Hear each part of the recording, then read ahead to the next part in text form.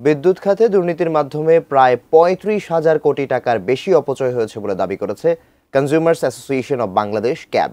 বৃহস্পতিবার জাতীয় প্রেস ক্লাবে আয়োজিত এক সেমিনারে সংগঠনটি এ তথ্য জানায়। অনুষ্ঠানে বক্তারা বলেন, দেশের বিদ্যুৎ খাত ব্যবহার করে ট্রেড বেসড মানি লন্ডারিং এর মাধ্যমে বিপুল অর্থ বাইরে পাচার করে দেওয়া হয়েছে।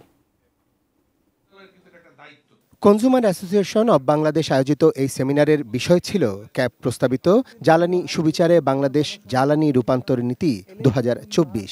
এতে মূল বক্তব্য উপস্থাপন করেন ক্যাবের জ্বালানি উপদেষ্টা অধ্যাপক এম শামসুল আলম। তিনি বলেন, ২০২২ সালে বেসরকারি প্রতিষ্ঠান দিয়ে ফার্নেস অয়েল ক্রয় এবং পল্লী বিদ্যুতায়ন বোর্ডের আর্থিক দুরবস্থার কারণে এই বিপুল পরিমাণ অর্থ অপচয় হয়েছে।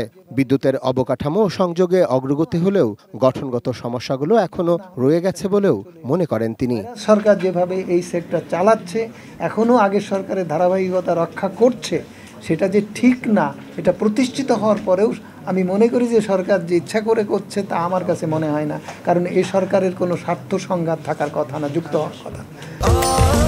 স্বাস্থ্যকর অল টাইম ফ্যামিলি কেক, সব সময় অল টাইম হেলদি লাইফ। কিন্তু সে অবস্থা থেকে এই যে বেরিয়ে আসার যে সমতাটা দরকার, সক্ষমতাটা দরকার, সেটা নাই।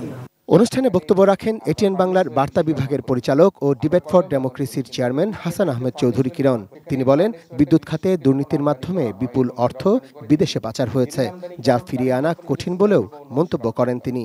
যে ফার্নেস অয়েল হয়তোবা $100 হতে পারে, সেই ফার্নেস অয়েলটাকে পিআই দিয়ে সেখানে তার নিজস্ব কোম্পানি সেখানে $300, $400, $500 দিয়ে সেখানে সে ফার্নেস অয়েলটা এক্সপোর্ট করলো। এই যে ফার্নেস অয়েল বা কয়লা বা এই ধরনের ট্রেড বেস যারা মানি লন্ডারিং করেছে, তারা সেখানে তো সে অর্থটা প্রেরণ করে, যেমন সিঙ্গাপুর যদি কেউ প্রেরণ করে থাকে, সেখানে সে সিঙ্গাপুর গভর্নমেন্টকে ট্যাক্স দিয়ে দিয়েছে।